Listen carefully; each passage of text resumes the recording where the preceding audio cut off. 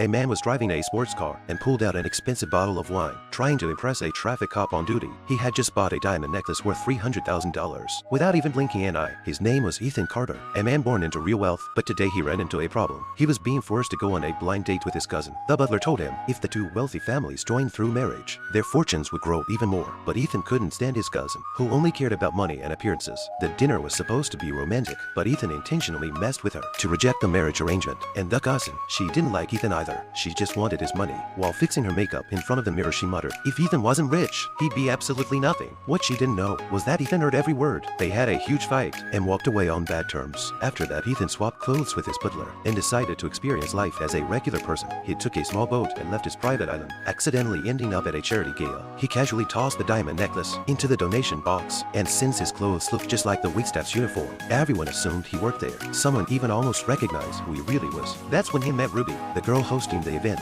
But the rich guests in the audience didn't care about charity. They were only focused on themselves, not even listening to Ruby. So Ruby fed up, grabbed a cake, and smashed it into one guest's face. Surprisingly, they kicked off a fun trend. People started donating money just for the chance to throw cake. Ethan was intrigued by Ruby's boldness. When the event ended, Ruby had raised a ton of money for charity. Ethan had no idea where to go next, so he just followed Ruby into her car. Ruby gave Ethan a cut of her pay for the night, but her brother, who drove him back into the city, charged him $50 for the ride. After saying goodbye downtown, Ethan got into a taxi and was shocked to see that the driver looked exactly like him. Ethan frowned.